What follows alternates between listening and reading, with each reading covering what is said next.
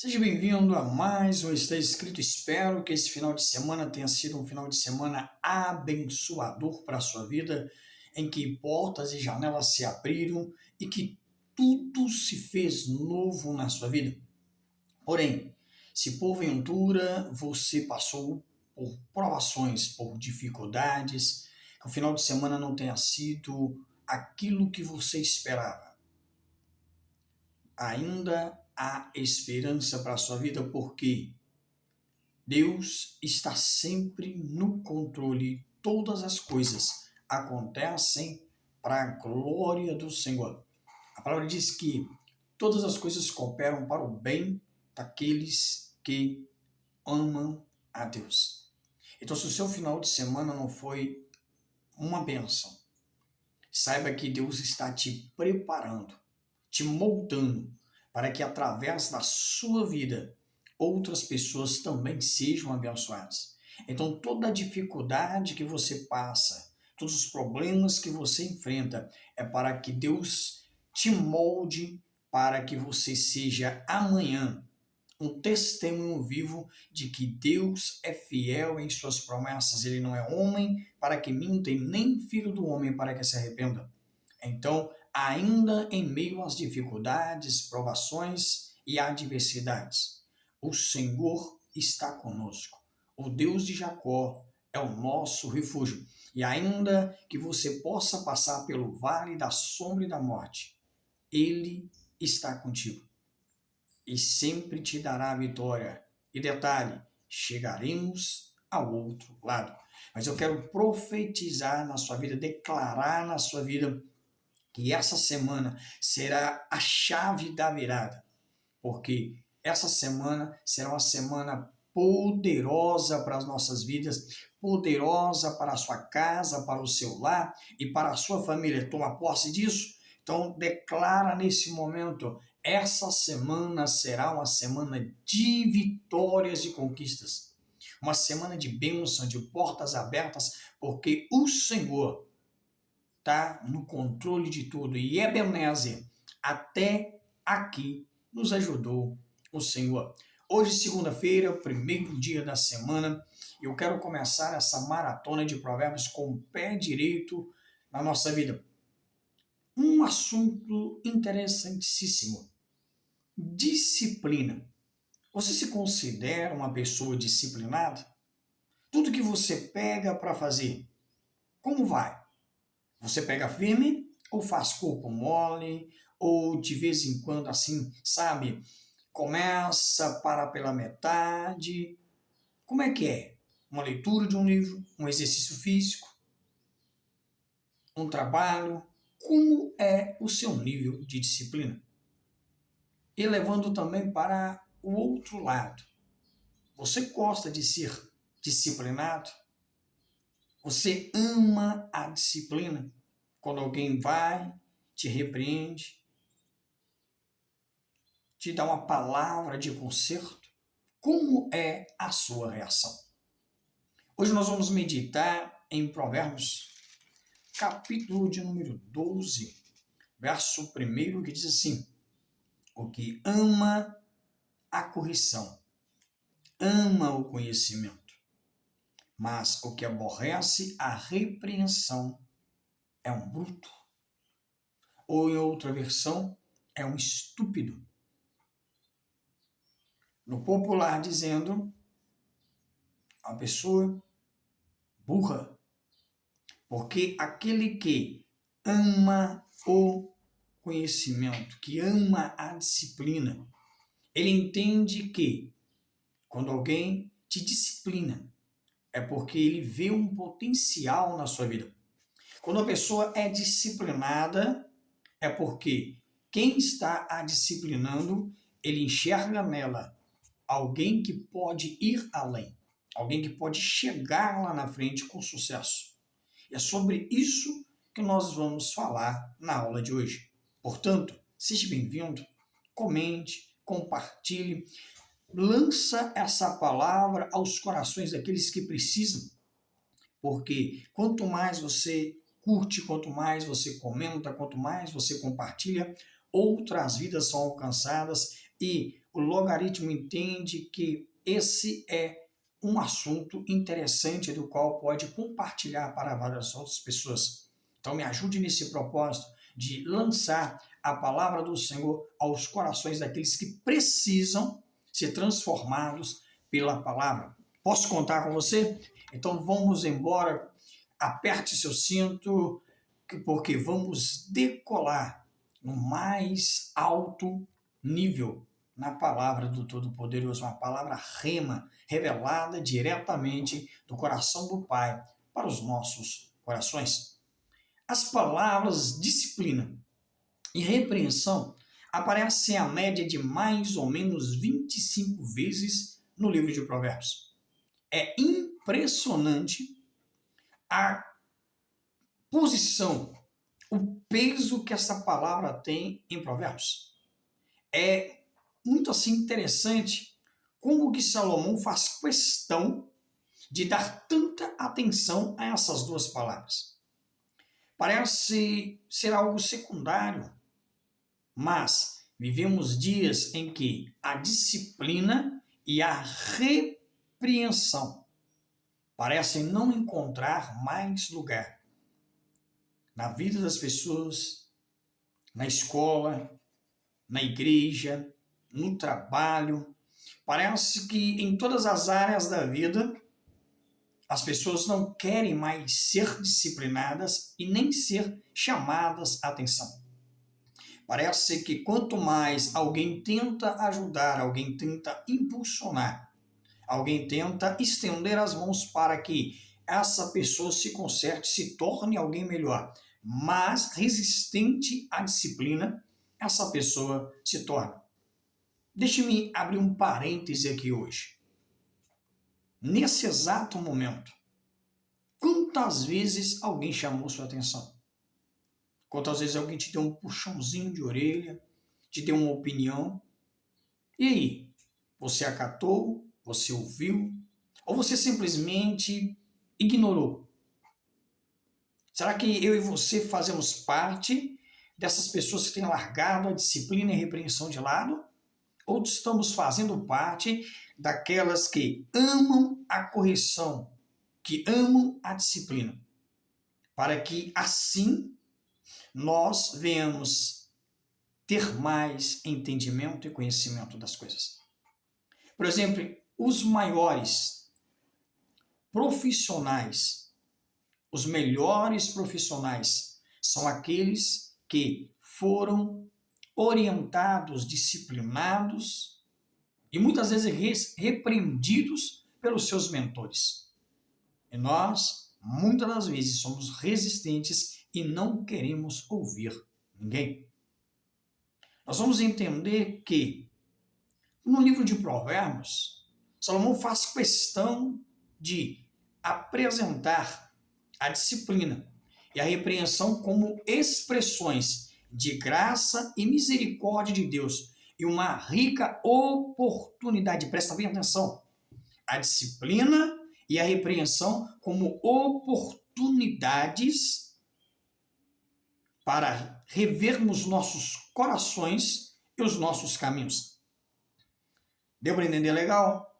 A disciplina e a repreensão é um presente de Deus. É uma expressão de graça e misericórdia, para que eu e você entendamos que nós estamos desviando dentro do nosso caminho, entrando por veredas que não são propícias para nós. Por veredas que vão, no final das contas, nos dar a falsa ilusão que estamos no caminho certo, agindo de forma certa, mas na realidade estamos pervertendo o nosso caminho. Então a repreensão, a disciplina, ela é uma forma que Deus faz pela sua graça e misericórdia para nos estender as mãos e fazer de nós pessoas melhores e chegarmos a lugares ainda maiores. O capítulo 12, ele inicia com a expressão: quem ama a disciplina, ama o conhecimento.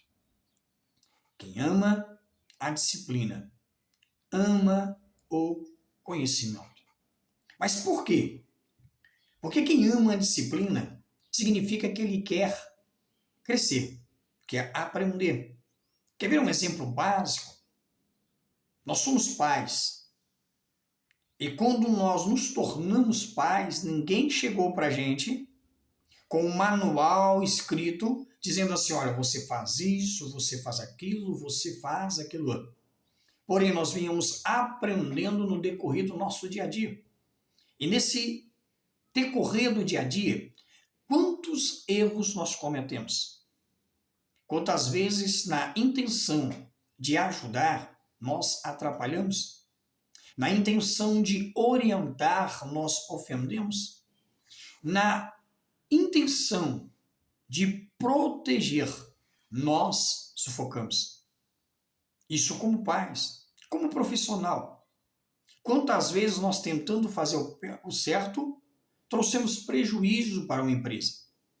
Quantas vezes nós, pelo nosso orgulho, pela nossa altivez, tentando fazer tudo sozinho, achando que éramos capazes e suficientes para fazer sozinhos, nós erramos e pioramos ainda mais a situação. Então é necessário nós entendermos que quem ama a disciplina, ama o conhecimento. Porque só é possível aprender se formos ensinados por alguém. Ninguém nasceu sabendo, ninguém nasceu suficiente. Todos nós precisamos de mentores, professores, instrutores, de líderes, para que nos ensinem, nos encaminhem para o lugar certo. Por isso é necessário entender que quem ama a disciplina ou a repreensão, ama o conhecimento. Você ama o conhecimento? Você quer chegar a lugares altos? Você quer ter sucesso no seu empreendimento? Quer ter sucesso como pai, como mãe, como filho?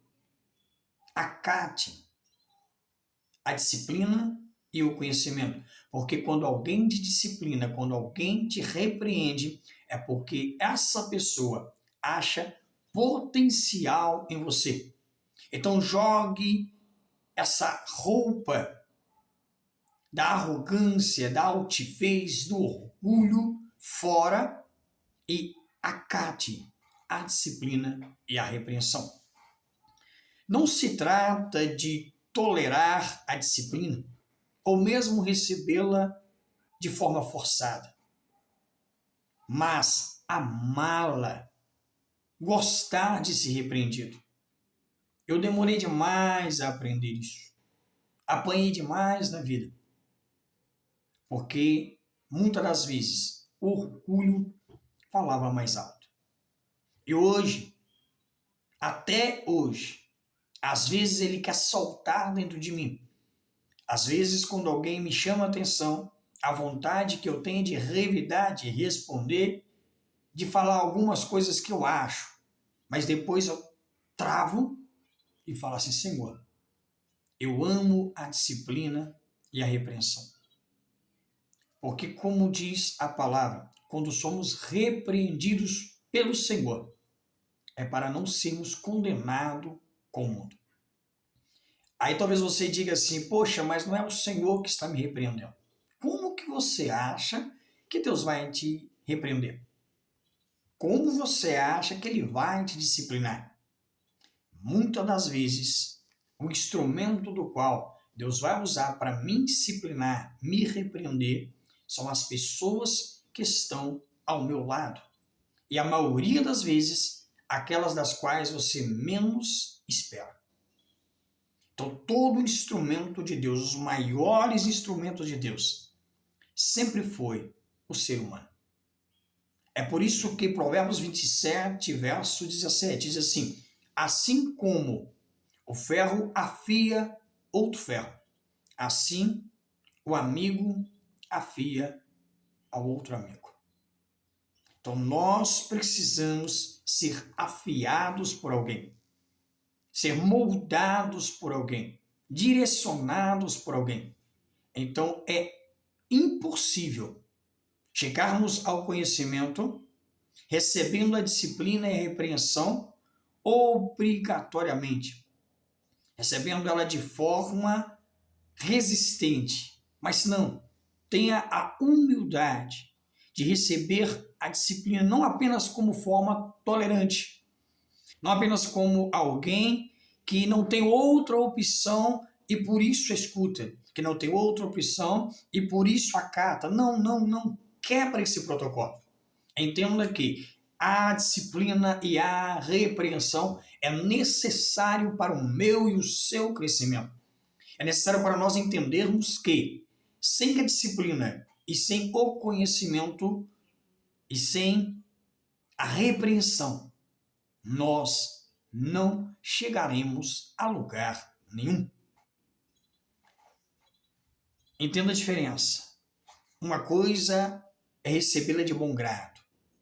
A outra coisa é recebê-la porque não tem nada, nem outra opção. Então aprende a amar. Aprende a receber, convicto que é um instrumento que Deus está usando para o meu e o seu crescimento. É a expectativa de que a disciplina, quando acertada, leva ao conhecimento, à compreensão de algo que devemos evitar ou sobre o qual precisamos nos arrepender. O arrependimento, ele faz parte da nossa vida, porque se não havermos posicionamento sobre o arrependimento, que tipo de vida cristã que nós estamos tendo? Nós somos sujeitos a erros, a falhas, todos os dias, por palavras, por pensamentos, por atitudes. Quantas vezes nós falamos e depois nos arrependemos? Fazemos e depois nos arrependemos? Vamos a algum lugar ou entramos em algum ambiente do qual depois nos arrependemos. Então, a repreensão e a disciplina é necessário para que nós venhamos fazer de tudo para evitar estar no lugar errado, com as pessoas erradas, falando errado, pensando no errado. Então, o arrependimento, ele é a luz que faz com que nós possamos mudar de vida. E através desse arrependimento, nós tomamos outro posicionamento. Mas o que abrirá os nossos olhos para que nós entendamos que estamos errando, que estamos falhando, que estamos desviando do nosso caminho por outras veredas? É somente através da disciplina e a repreensão de alguém. E vai muito mais além o texto, completando, mas o que aborrece a repreensão é um estúpido, ou é um bruto, ou no popular que você quiser dizer mesmo, é um cara burro, jumento, uma anta. Porque aquele que deixa a arrogância, a altivez, a autossuficiência, o achar que é a última bolacha do pacote. A Bíblia diz que o orgulho precede a queda. Quantas vezes eu e você pagamos um alto preço na vida por causa da nossa arrogância, nosso nariz empinado, o nosso orgulho, a nossa altivez, da nossa autossuficiência. E quando nós agimos assim, nós mesmos estamos sabotando o que Deus tem para a nossa vida. Muitas das vezes por não ouvir conselhos, não ouvir e aceitar com amor a disciplina e a repreensão, nós destruímos o nosso futuro, o nosso lar, a nossa família, o nosso emprego, os nossos amigos, e acabamos sozinhos e arrasados, destruídos, sem ninguém e sem nada. Então é necessário deixar tudo isso de lado e voltar-se com humildade para o caminho da disciplina e da repreensão, aprendendo a amá-los. Quando o texto diz assim, mas o que aborrece a repreensão é estúpido, ele nos mostra que é necessário deixar de lado esses detalhezinhos, sabe? Esses detalhezinhos que nos desviam. Deixe de lado. E comece a entender que precisamos assumir a postura que somos totalmente dependentes de Deus e necessitados uns dos outros. Porque aquele que pensa que não precisa de ninguém, aquele que acha que não precisa da ajuda de ninguém, é a pior das pessoas, porque vai continuar sendo uma pessoa solitária, uma pessoa que cava sua própria cova em vida. Então, é necessário que nós venhamos acatar as orientações, os conselhos, as ajudas, porque nós não somos autossuficientes. Nós não somos capazes sozinhos. Nós precisamos que alguém nos oriente, que alguém nos ajude, que alguém nos estenda a mão. Precisamos de amigos, precisamos de mentores, precisamos de professores, precisamos de líderes, precisamos de pastores. Nós precisamos uns dos outros. Precisamos uns dos outros. Entenda isso. É a arma que Deus vai usar para nos direcionar. Sempre será outra pessoa. A Bíblia diz que Deus ama e corrige, como um pai corrige o seu filho a quem ama. Hebreus 12, verso 6, está escrita essa palavra. Hebreus, capítulo de número 12. Deus tem o extraordinário para mim e para a sua vida.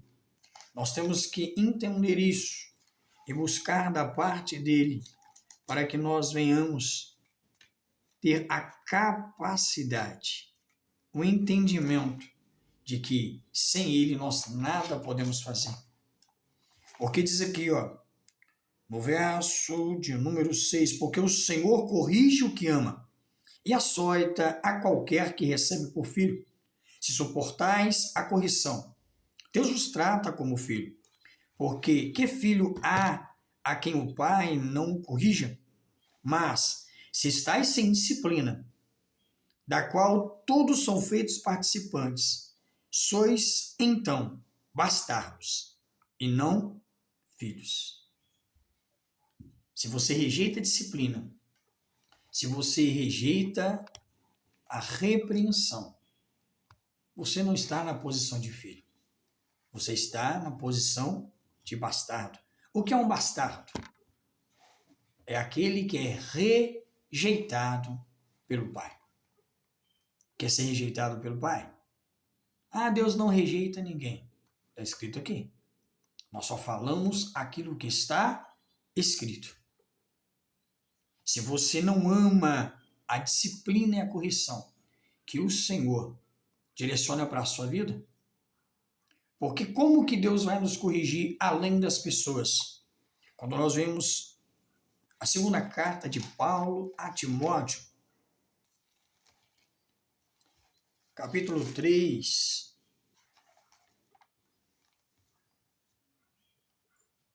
versículo de número 16, diz assim, toda escritura é divinamente inspirada e proveitosa para ensinar, Então, a palavra de Deus, que é a nossa bússola, a sabedoria milenar, que deu certo há milênios e tem dado certo até hoje, ela é para nos ensinar, para nos direcionar. É proveitosa para ensinar, para redarguir, para corrigir, para instruir em justiça. Para que ser exortado, ser aconselhado, ser instruído? Para que tudo isso? Para que o homem de Deus, ou seja, o ser humano, temente a Deus, seja perfeito e perfeitamente instruído em toda a boa obra. Então nós precisamos de disciplina, precisamos ser repreendidos. O apóstolo Paulo, em 1 Coríntios capítulo 11, aquele texto que nós falamos todos os meses na Santa Ceia, ele diz exatamente assim no versículo de número 31, que diz assim, 32, mas quando somos julgados, somos repreendidos pelo Senhor, para não sermos condenados com o mundo. Então, quando somos disciplinados, quando somos repreendidos, quando somos ensinados, quando Deus usa alguém para nos puxar a orelha, nos trazer de volta para o caminho certo, é para quê? Para não sermos condenados com o mundo.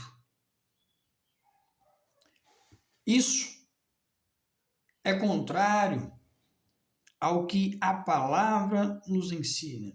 Buscarmos dependência e direção de Deus. Isso o que é contrário? A autossuficiência. A autossuficiência. O texto bíblico diz que não pensais vós, que é com a força do seu braço, que tiveres poder para adquirires isso ou aquilo, porque quem vos deu poder para adquirires riqueza foi o Senhor. Então, tudo que você tem, a sua casa, o seu lar, a sua família, os seus bens materiais, o seu trabalho, tudo que envolve a sua vida foi dado por Deus. Aí você pode até questionar dizendo, não, foi o meu trabalho, fui eu que trabalhei, fui eu que estudei, fui eu que corri atrás. De fato, você fez tudo isso. Mas quem te deu saúde foi Deus. Quem te deu fôlego de vida foi Deus. Quem abriu as portas e as janelas a favor da sua vida foi Deus. A minha e a sua vida é como uma folha que o vento leva para onde quer. É como o orvalho que agora chega e depois vai embora. É como uma erva que nasce, cresce e com o sol se seca. É como um vapor que o vento leva. O que é a nossa vida? É nada. E o que somos nós para que Deus se lembre da gente? Então lança fora da sua vida todo orgulho, toda altivez e deixe de lado tudo isso. Porque aquele que não entende que isto é contrário ao que a palavra nos ensina, ele está perdido. Portanto, é necessário. Somos necessitados. Imagine você, salmista Davi, um dos reis mais prósperos, mais poderosos diante de Deus, um homem segundo o coração de Deus, dizer de si próprio, eu sou pobre e necessitado, mas é o Senhor quem cuida de mim. Ao longo do capítulo 12, nós encontramos vários desses ensinos e repreensões. Vamos falar de alguns deles. Por exemplo, em relação ao trabalho, Provérbios 12, verso 9, em relação ao trabalho, o que vai dizer o texto? 12, verso de número 9. Ele diz assim, melhor é o que se estima em pouco e tem servos do que o que se honra a si mesmo e tem falta de pão. O que o texto está dizendo? Melhor é o que se estima em pouco e faz o seu trabalho do que o vanglorioso que tem falta de pão. A pessoa pode até ter um trabalho em que ganhe menos, mas aquela pessoa é o que se estima em pouco e faz o seu trabalho. Tudo que nós fazemos, o apóstolo Paulo diz, seja em palavras, seja em atitudes, faça pelo Senhor. O apóstolo Paulo também diz que aquele servo que serve com excelência, não apenas na frente do seu patrão, mas que faz tudo com excelência, ele não está fazendo para o seu líder, para o seu pastor, para o seu patrão, para o seu pai, para a sua mãe, para a sua esposa, para seus filhos, não.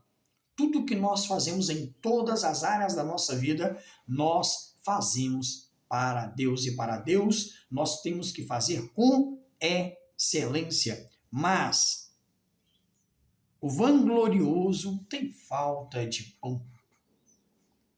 Pão aqui não está falando apenas do mantimento. Ele está falando de tudo aquilo que é necessário para a vida de um ser humano. Às vezes as pessoas têm tudo. Tem uma ótima casa, tem ótimos carros, tem prosperidade, aliás, tem riquezas, mas lhe falta prosperidade. Tem casa, mas falta lá. Tem tudo, mas lhe falta a paz. Tem quase tudo, melhor dizendo, porque o tudo é Ele, porque dele, por Ele e para Ele são todas as coisas. Então, preste bem atenção. Em outras palavras, fale menos e faça o que vem em sua mão, em lugar de se promover perante os outros e nada fazer. Seja responsável. Já viu aquela pessoa que se vangloria em tudo? Eu sou bom nisso, eu sou bom naquilo, eu. Provérbios diz o seguinte, que os outros façam elogio de você, e não que você se autopropague. Então, todos aqueles que se vangloriam demais, que se elogiam demais, que se acham a última bolacha do pacote, 99% das vezes são os piores naquele lugar. Bom, falamos do trabalho. Agora no verso de número 15, nós vamos falar sobre as decisões. Verso 15 diz assim: o caminho do tolo é reto aos seus olhos. O que é o tolo? É o insensato, aquele que não mede as consequências do que fala, do que faz, de onde vai, não peneira as pessoas em sua volta para estar no seu convívio. A maioria das vezes são pessoas escarnecedoras. Esse é o tolo. E está dizendo aqui, ó, o caminho do tolo é reto aos seus olhos. O Provérbio 16 vai falar que há caminhos que parecem reto aos olhos, mas o seu fim são caminhos de morte. Então, ou seja, o que o texto está dizendo para nós? Que o caminho do insensato ou do tolo, aos seus próprios olhos, parece bom, parece reto. Pergunta para quem está no meio da prostituição, no meio da criminalidade, no meio dos jogos de azar. Pergunta para ele. A maioria deles vão dizer que estão bem, que estão felizes, que estão realizados, porque parece bom aos seus olhos, que tem tudo o que precisam, porque parece bom aos seus olhos. Mas o seu fim, Provérbios 16, diz que são caminhos de morte. Olha o que vai dizer o texto. Verso 2: todos os caminhos do homem são limpos aos seus próprios olhos, mas é o Senhor quem pesa os seus passos. Aliás, melhor dizendo, todos os caminhos do homem são limpos aos seus olhos, mas o Senhor pesa o espírito. No versículo de número 7, diz assim, ó, sendo os caminhos do homem agradáveis ao Senhor, até a seus inimigos faz com que tenham paz com ele. Então, quando o homem coloca o seu caminho nas mãos do Senhor, nós entendemos que Deus faz tudo dar certo. Mas quando nós voltamos para o capítulo 12, verso 15, está dizendo, os caminhos do tolo ou do insensato é reto aos seus próprios olhos. O que quer dizer isso?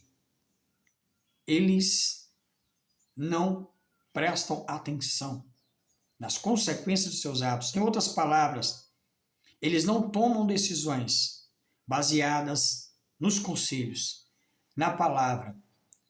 Tomam intenções baseadas apenas nas suas ideias e nos seus desejos. Tomam decisões guiados pelas suas emoções e sentimentos. Eles só vão pelos prazeres, pelos momentos, sem medir a consequência dos seus atos. É por isso que a Bíblia diz, há caminhos que parecem perfeitos aos seus olhos, mas seu fim são caminhos de morte. Não tome decisões importantes baseadas apenas nas suas ideias, não. Tome decisões direcionadas pela palavra. Tome decisões direcionadas pelo poder de Deus. Provérbios 16, versículo 25. Foi o texto que eu citei até agora. Há caminhos que parecem direito ao homem, mas o seu fim são todos os caminhos da morte. Então, as pessoas que tomam decisões importantes baseadas nas suas ideias, nas suas emoções, nos seus sentimentos, são pessoas que estão cavando a sua própria cova. Por isso, ao contrário, peça conselhos. Acate as disciplinas, as repreensões. Escute seu pai, escute sua mãe, escute sua esposa, escute seu marido, escute o seu líder, seu pastor, escute o seu chefe.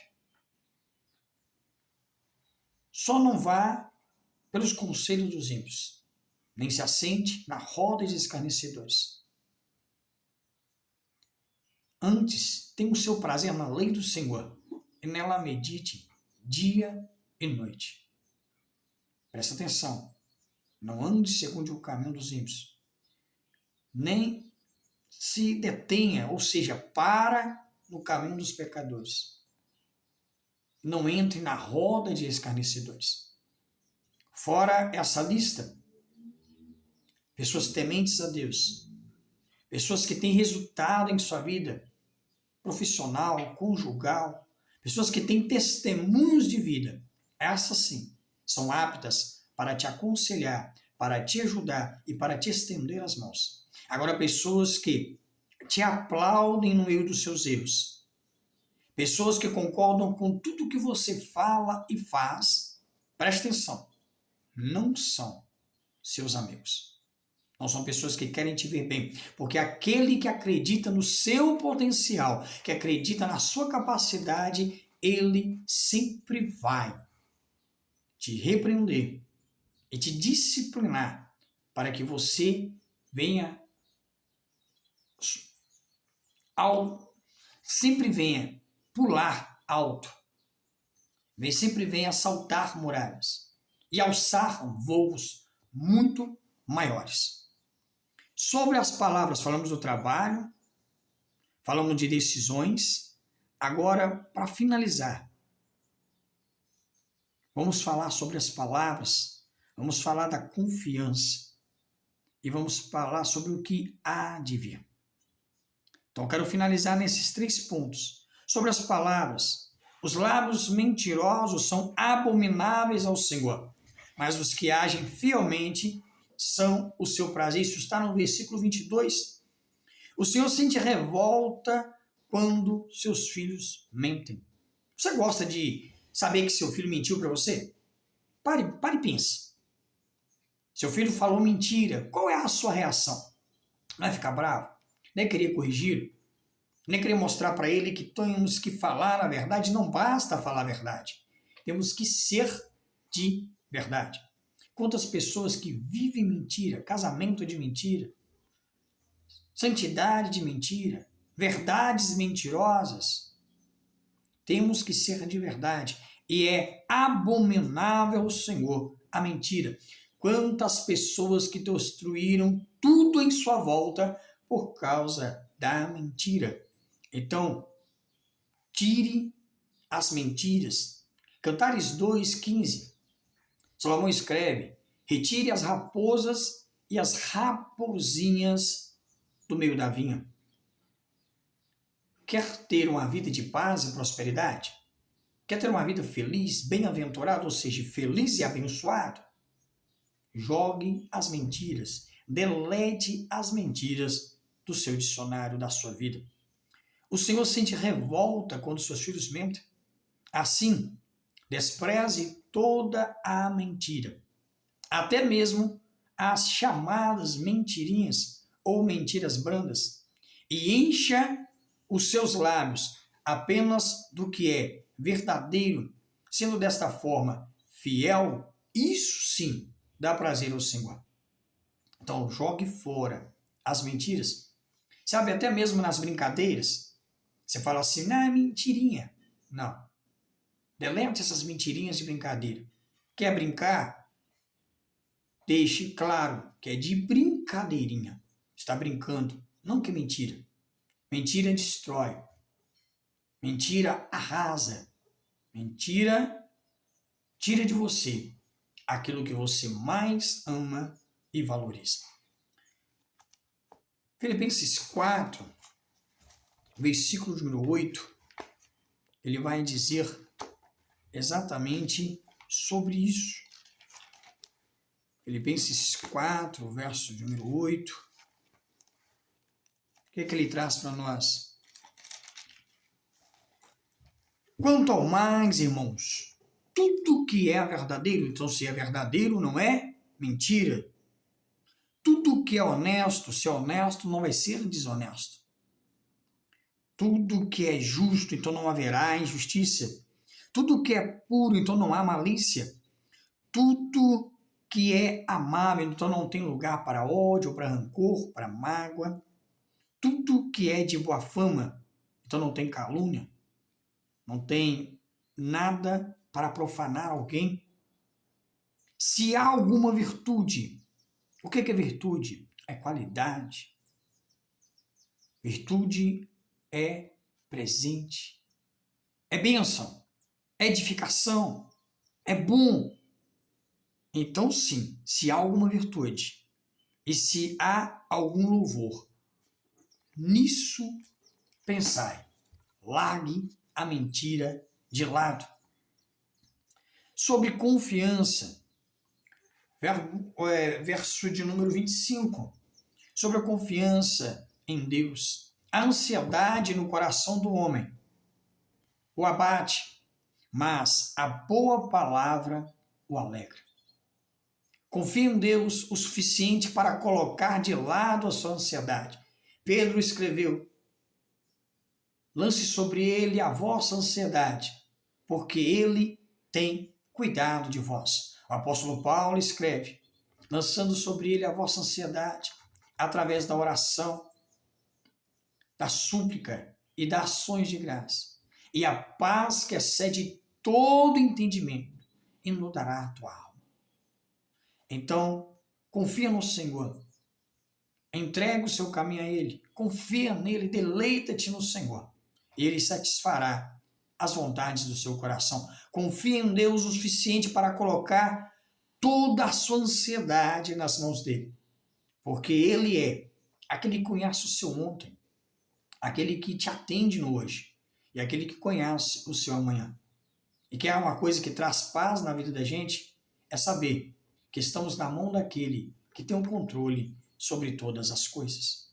Então confie em Deus o suficiente para colocar tudo em suas mãos, para colocar nele o leme da sua vida, para que ele te direcione em tudo.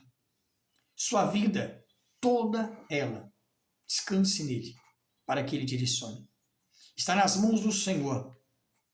Se está na mão do Senhor, descanse. Para de tentar ajudar Deus, porque todo aquele que tentou ajudar Deus só complicou mais ainda a sua vida. Busque e ouça a boa palavra encontrada nas Escrituras Sagradas e aqueles que a confessam. Está precisando de ajuda? Procure pessoas que possam te ajudar. A orar por você, a interceder por você, a ajudar você. Só que esteja preparado para ser repreendido e disciplinado. Porque só se levanta aquele que tem alguém para estender as mãos e te colocar de pé. Mas todo aquele que te coloca de pé, ele vai te repreender, ele vai te disciplinar. E é muito importante que somos repreendidos pelo Senhor para não sermos condenados com o mundo. Sobre o porvir, sobre o amanhã, verso 28, diz que na vereda da justiça está a vida, e no caminho da carreira não a morte. Na vereda da justiça está a vida, e no caminho da sua carreira não a morte. O que significa isso? Na vereda da justiça está a vida. Você vai caminhando para o caminho da justiça. E nas veredas da vida, na vereda da justiça. Por que na vereda? São caminhos dentro do caminho. Caminho é onde que te leva ao seu destino. E veredas são os caminhos que nós vamos tomar para manter-nos neste caminho. São as pequenas decisões que nós tomamos, chamadas de veredas, para permanecer nesse caminho. Porque não basta entrarmos no caminho, é necessário permanecermos no caminho. Lembra de Isaías que diz: este é o caminho, andai nele, sem vos desviardes nem para a direita e nem para a esquerda. Então só é possível nós nos mantermos no caminho, nas veredas da justiça, se nós tivermos ajuda, primeiramente de Deus, e depois das pessoas tementes a eles, homens e mulheres de Deus, pessoas com resultado na vida, para nos ajudar a caminharmos nos lugares certos. Pessoas tementes a Deus, que vão nos ajudar e nos manter de pé. Na vereda da justiça está a vida, no caminho da sua carreira, não há morte. Então, se você permanece no caminho certo, se você não se desvia nem para um lado nem para o outro, este é o caminho da sua carreira e não a morte, porque Jesus é vida e vida em abundância. Ele é a ressurreição e a vida. Ele é tudo que nós precisamos. E sem Ele, nada podemos fazer. A verdadeira e completa justiça, porque Deus é justo. Então, a verdadeira e completa justiça é Deus. E abominável para o Senhor a balança injusta. Então, seja justo. Seja alguém que não queira se dar bem em cima do outro, crescer a qualquer custo, subir em cima de tudo e todos de qualquer maneira. Então, é necessário nós entendemos que a verdadeira justiça e completa justiça, sabemos que é só em Cristo, porque sem Ele nada podemos fazer. No qual somos justificados, purificados, santificados, redimidos, transformados, moldados por Ele. É no Senhor Jesus que nós achamos a vida. É nele e neste caminho que não haverá morte. Portanto, enche o seu coração de gratidão e entenda que Jesus é o caminho, Ele é a verdade, Ele é a vida que transforma aquilo que está morto em você em verdadeira vida. Que o caminho tortuoso que você esteja andando, ele te traz de volta para o caminho certo que é Ele. porque ele é a porta de entrada para o seu passaporte para a vida eterna. Ele é o caminho, ele é a verdade. Então largue as mentiras, das ilusões, do que você está passando. Larga tudo isso que você pensa que é bom, mas que alguém já te aconselhou, que alguém já te orientou, que alguém já te repreendeu, que alguém já te disciplinou e você não quis enxergar.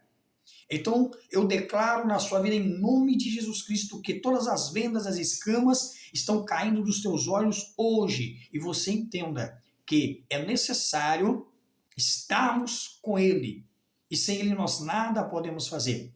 Quer ter vida de verdade? Jesus é a vida. Quer verdade na sua vida? Não essa verdade mentirosa, essa verdade condicional, uma verdade absoluta. Cristo é a verdade absoluta. Está morto, em vida. Cristo é a ressurreição e a vida. E ainda que tudo esteja morto, viverá. Então largue o que você está fazendo, a vida que você está levando, e venha para a verdadeira vida em Cristo.